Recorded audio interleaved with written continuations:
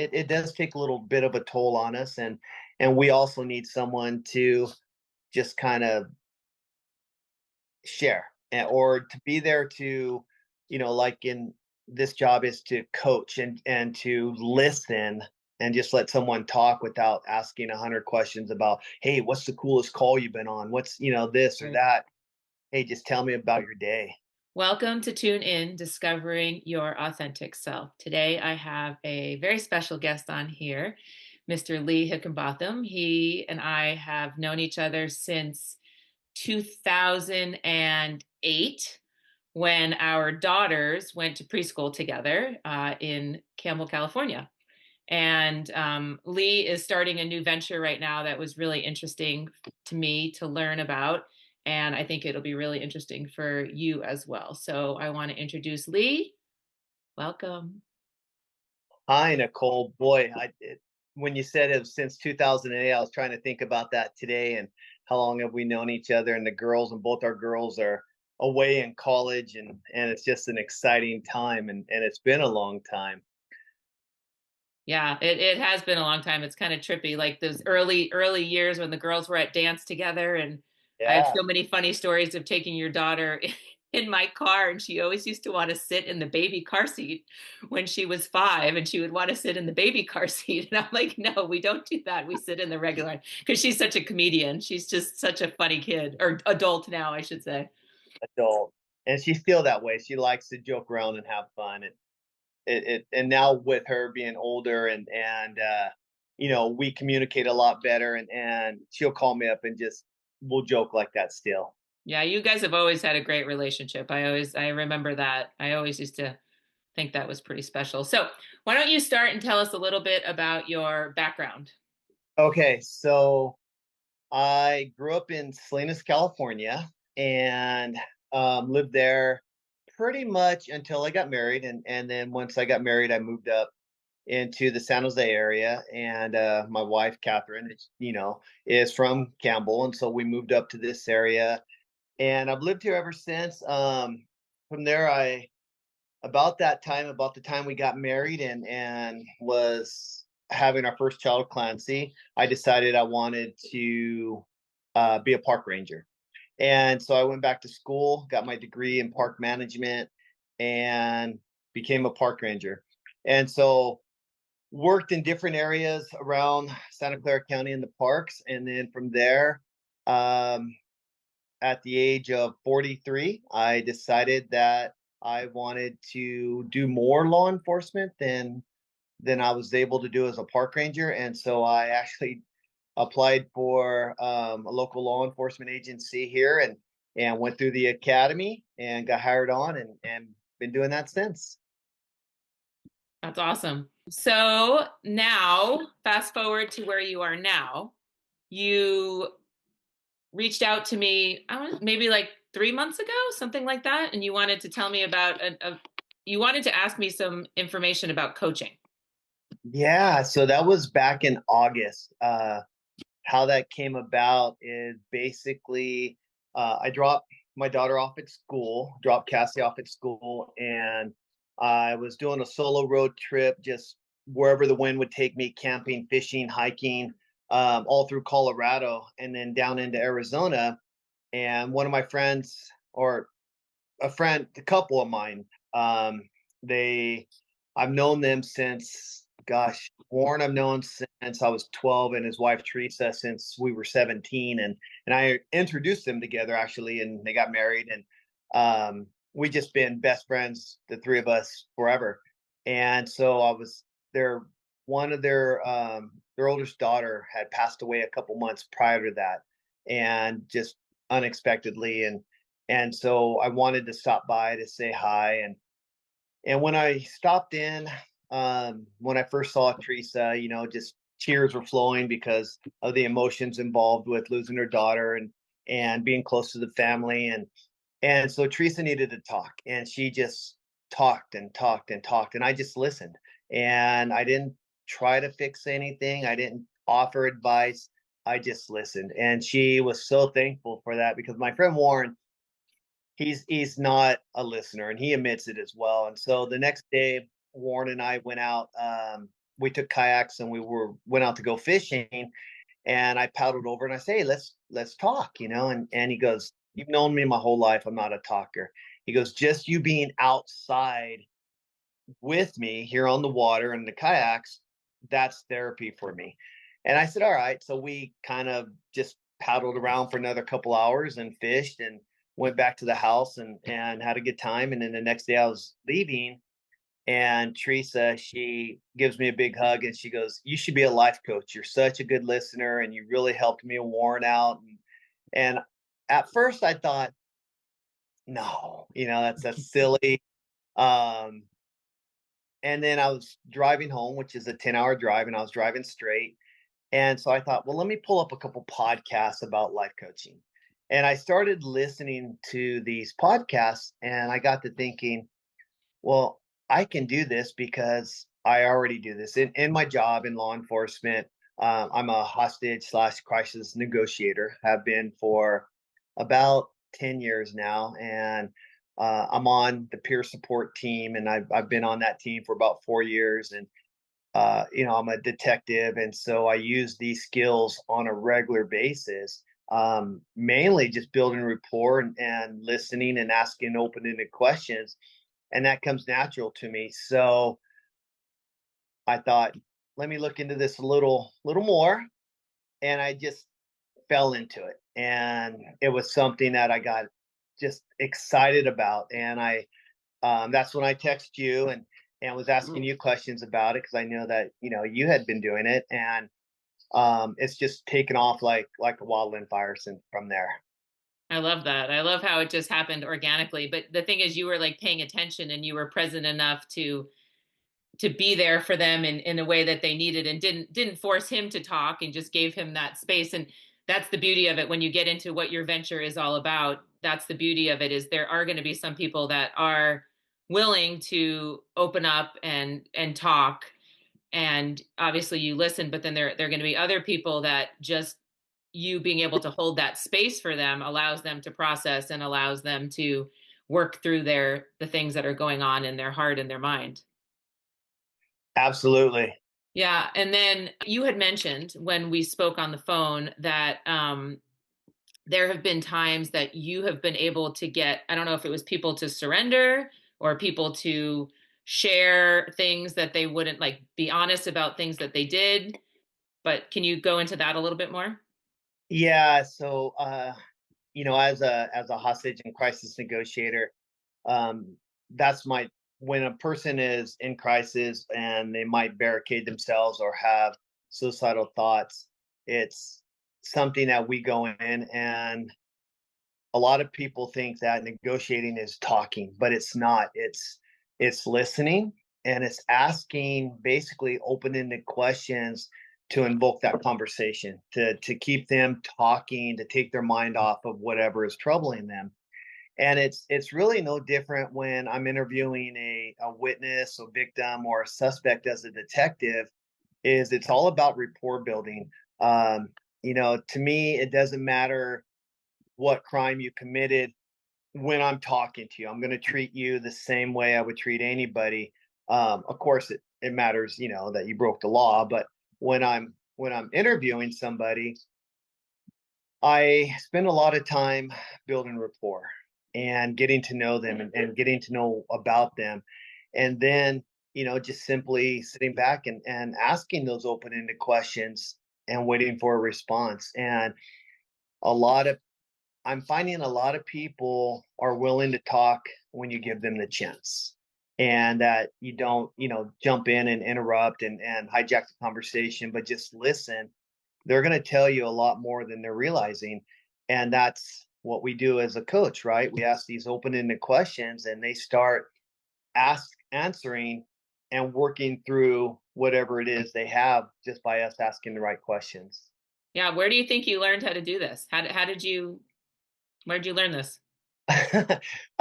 So in my profession, I've taken a lot of classes, and I've taken classes on active listening, and I've taken classes on negotiating, and I've been the lead negotiator quite a few times.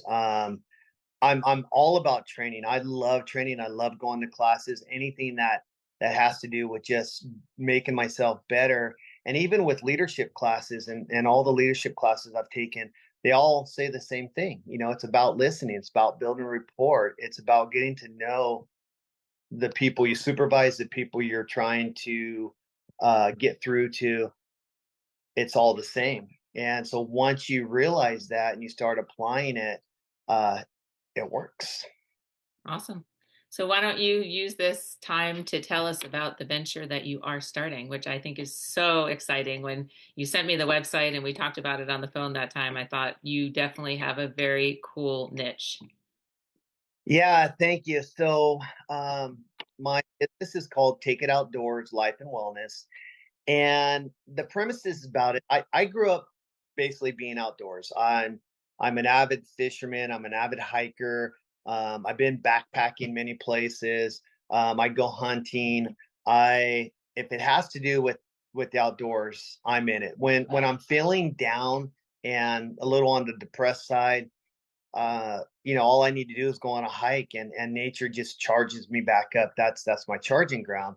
And so when I started thinking about this adventure, I took a 6-week class through this online business and just to see what it was about.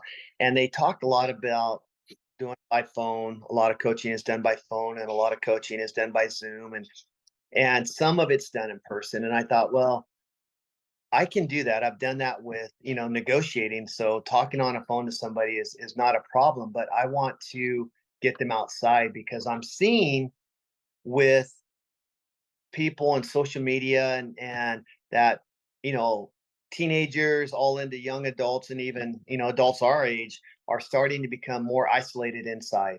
And everything is about inside because technology is, working from home, and during COVID, everybody was stuck at home. And so by taking people outdoors, either hiking, walking, biking, paddleboarding, whatever it is, whatever activity you want to do, I'm game. And that's when we can let just relax in nature and let um just be with ourselves out there. And I found that people are more apt to open up and share a lot more, and to work through things when they're outside instead of sitting on the phone. Yeah, I totally agree. Like I joke all the time, like that's such the perfect thing for me. If I want to spend time with somebody instead of going for a drink, because I really don't drink much, even not even going out to eat, because then it's like food doesn't always have to be the center of attention. Take me on a hike and I'll Yeah. or go on a hike with somebody, and then the amount of conversation that we get into deep things that like I don't even realize that we're talking about it. Like Joe and I'll go for a hike and it's like the perfect thing. It's connection, nature, and fitness. And I'm like, I'm so excited after that because I'm just filling all those buckets. So I think that's awesome. And what is your target audience that you're hoping to focus on? Yeah, so that's a really good question. For the last 9 years, I've been teaching parenting classes, and anywhere the classes consist of, there's two types. There's what they call the Parent Project Senior and the Parent Project Junior. And junior is basically from 2 to 12, and then the senior class is roughly 12 to 18. And I've been doing that for 9 years. And so with the Parent Project, it's a 10-week program that meets once a week for 2 hours. And then at the end of it, there's no advanced class. So I'd get a lot of parents asking me, what now? And so when I was putting this business together, I thought, I can be that person, the what now. So I'm focusing on 3 areas. One is our parents, so they can take and we can break this down, what I've taught them from the Parent Project, or if they haven't gone through it and they just want to work through skills to, be able to. I don't want to say control our children because we don't control, is to change unwanted behavior. Yeah. So that's one area. Another area is just life. A lot of times I hike with my son Clancy. I've hiked with his girlfriend, and I've hiked with Cassie, my daughter, and then other younger people that I've gone hiking with, and they get stuck and they ask for advice. And so I thought, well, maybe we can go outside and just I can listen and I can help people work through the obstacles to help them achieve their goals and become successful. And then being in law enforcement, from being a park ranger to being a peace officer, I've been a as a park ranger, I responded to a lot of medical calls. And, from anywhere from when I worked at an off road park where motorcycles crashing to working at a lake where there was drownings.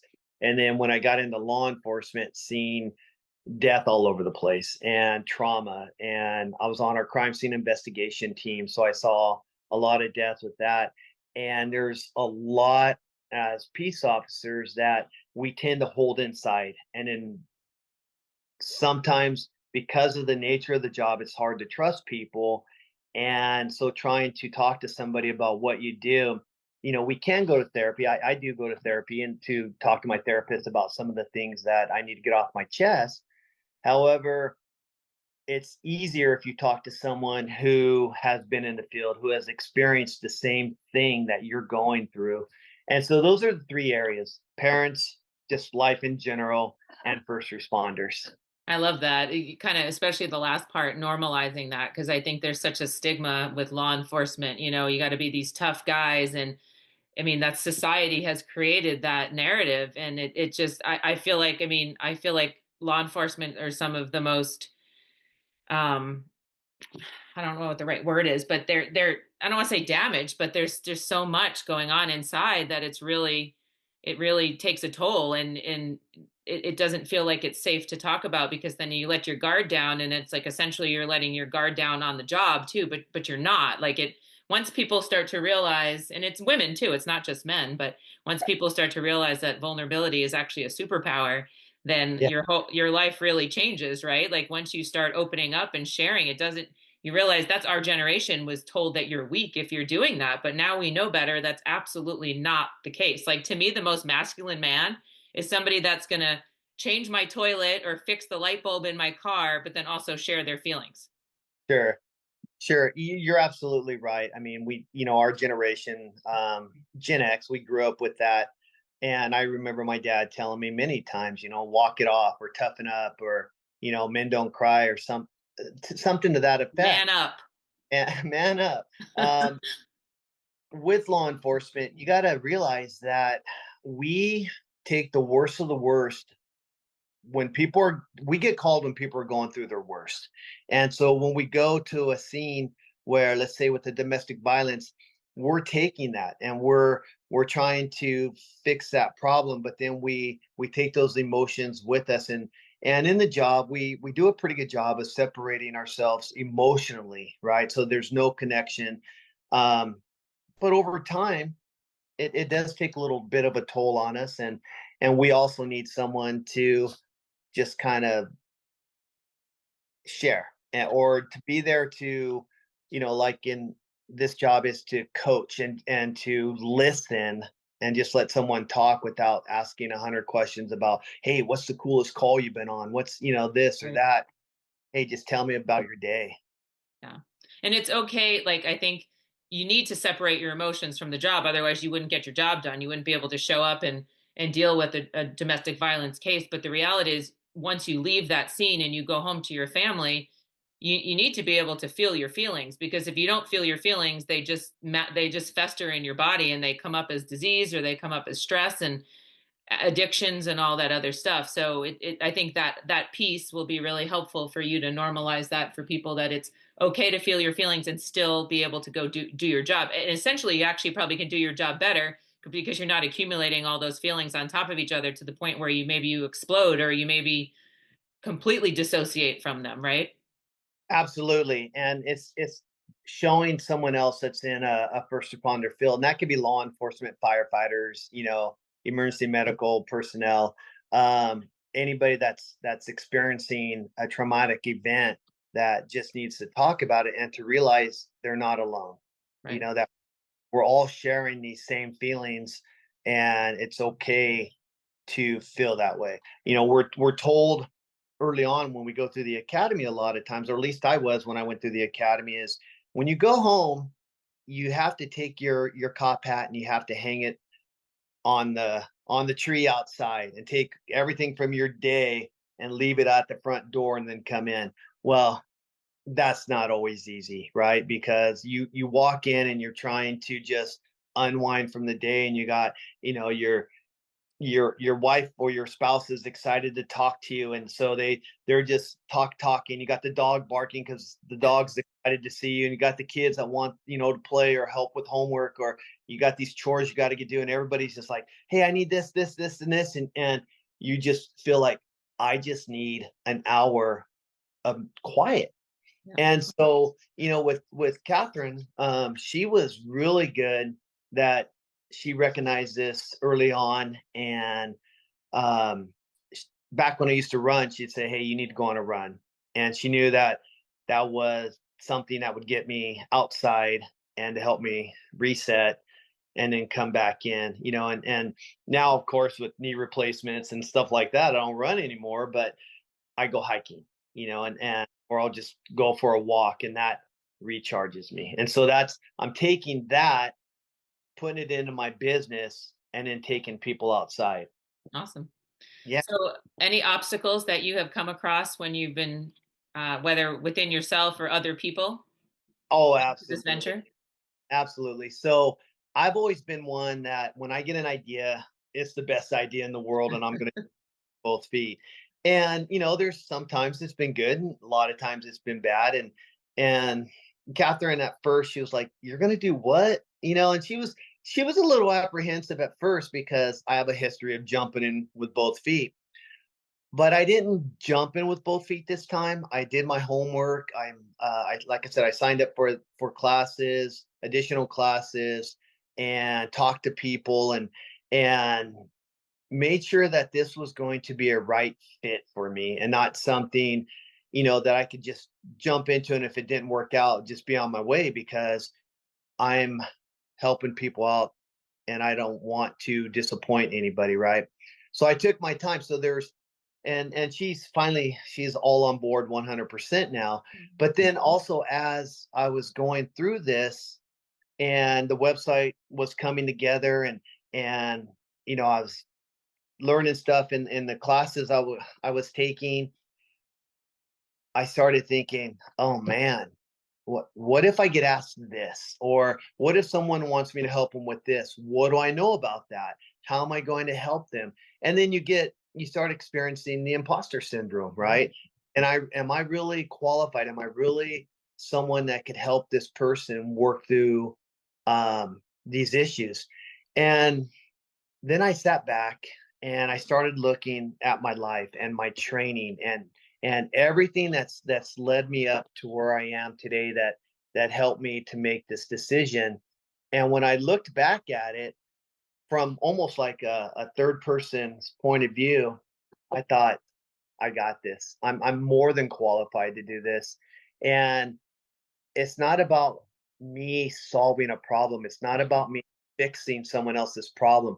It's about asking the right questions to help them work through what they already know. Right, and that's what coaching is all about. That's a perfect plug for coaching. I think a lot of people don't understand the difference between coaching and, therapy has its place too, but with coaching, the belief is that we all have the answers within us, and it's someone else's life to live. It's someone else's lessons to learn. We can't make somebody do anything. We can't make somebody believe anything, but you're there as their safe space to be able to peel back those layers so they can figure out what's the next step for them. And then the other part is that just building that trust muscle within yourself.